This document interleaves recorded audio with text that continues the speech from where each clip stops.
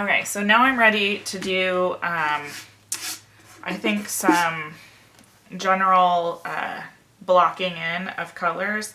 So one thing that you always want to keep in mind when you're doing a painting is that you want to think about composition. So no matter what the picture looks like that you found on Pinterest, you want to make sure that your composition is really good.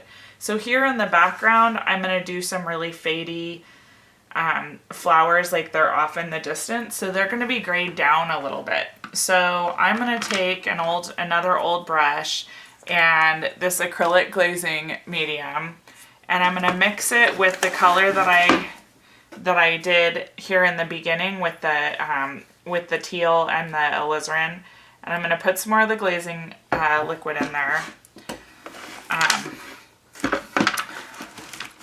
And I'm just going to mix the same color I did in the background, only I'm going to add a little bit of alizarin crimson and some orange in there. So it's really grayed down. And I'm kind of looking at my picture, so you guys can find a picture on Pinterest or somewhere of flowers, or you could even use the one that I've used. And I'm just kind of looking at what the shapes look like. So I'm not too concerned about being perfect or trying to make perfect shapes. I'm just making some random kind of splotches that are just a general background type of flowers, and kind of looking at where they live back there. So I'm doing that all the way across the background. So these are just flowers that are just off in the distance, and I might even add some more of that glazing and just fading it out a little bit so that it's just very soft, because we're going to want this part to look like it's far away, and then we're going to add some bigger ones closer up. So I'm just working with that. I might even go back in with some blue just to kind of make it feel like I said, you can barely see it. It's just back there hanging out. You know that it's there, but it's not your major part of your composition. I hope you guys are all doing great. I've been feeling so bad about how things have been going this last couple weeks with kind of dealing with family stuff and this gallery that we started, and just all the stuff going on. I feel like I've neglected you. I really want you to know that I care so much about you. I'm so glad that you have been a part of my life the last 5 months, and this has just been a huge blessing to me. So I'm still just fading, just trying to, and I can always go back later and add some more teal and white just to kind of break this up a little bit. So this is just kind of a scruffling back there.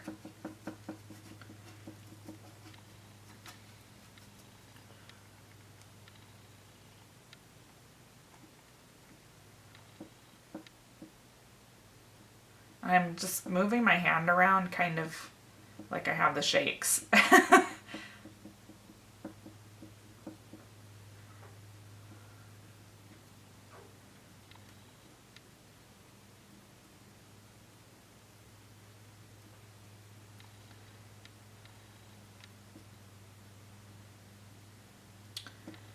All right.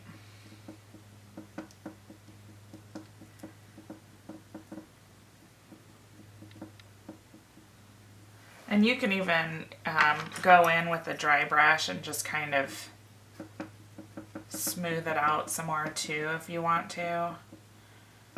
So this is just really pushing and playing with paint. It's not as complicated as it may seem.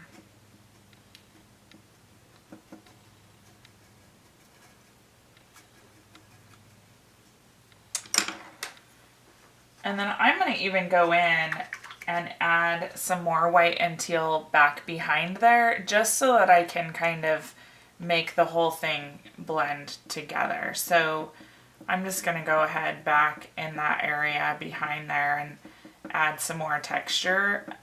I've really been into using more impressionistic brush strokes lately, and so the more texture the better. And it also kind of softens these shapes back there. With acrylic, you can just kind of play. That's the one thing about watercolor is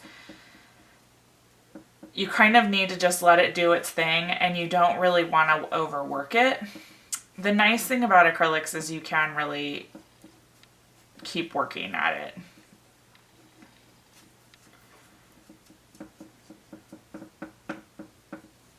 Sorry about that constant tapping sound. Okay, I'm going to leave that background area like that for now. And I'm going to go back to my picture and look at it again. So a big part of what you want to do is you want to be inspired, but you don't want to paint something exactly like what you see. You kind of want to you want to look at it and then work on your own thing. So what I'm seeing here in this picture is that there's some dark greens and they become lighter back here. So this is kind of all this background information. The flowers really are in the forefront. So I'm going to go ahead with some more background stuff. I'm going to add some of my green to my blues here. Just to gray it down and just to keep it neutral. So I want it all to kind of be in the same vein. And I'm just going to work here, and I'm going to use the same brush strokes that I used before. So I'm just moving my brush and blending. I think I'm just going to squirt some of this stuff directly on my canvas, the glazing medium. Some of these mediums are pretty expensive, and to be honest with you, I don't really think that they're a necessity. They're fun to play with and they're nice, and those of us who really love to collect art supplies buy them because we want to see what it is that they're going to do for us. But really, you can just use more water, just work wet into wet with the paint. You don't really have to have these mediums.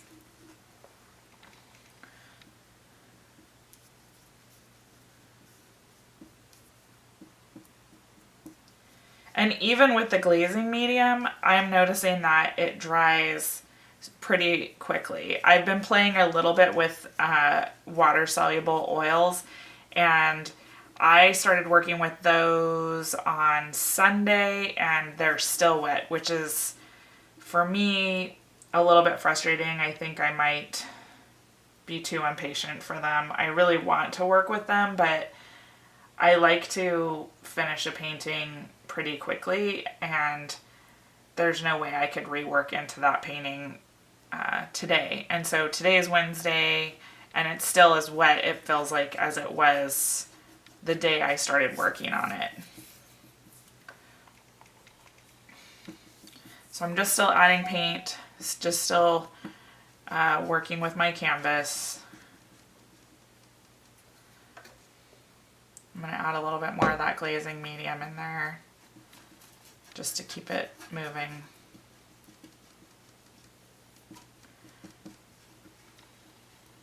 This is a gloss glazing medium. I would have preferred a matte or a satin, but that's not what they had at the store, and I was just picking something up. So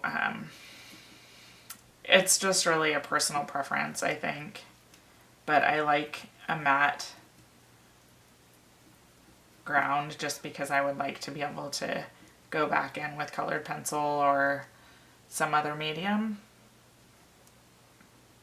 So I'm actually barely touching the canvas up here at the top where it's lighter. And then I'm still just moving it around until I'm happy with how I feel about I think I'm going to go in with this bigger one and just kind of brush over it a little bit. So really, like I said, this is just kind of pushing paint around until you're happy. I kind of don't like stop marks. That's one of my rules, I guess. If it's a perfect line where I stopped moving the brush, then I want to get rid of it. I like it to look like there's a lot of movement in the painting.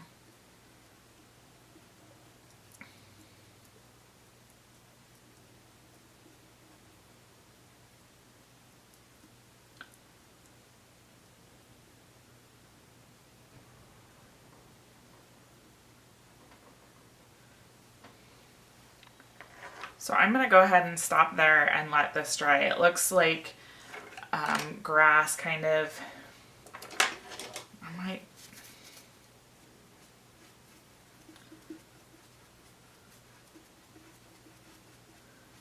soften it up even more with the dry brush.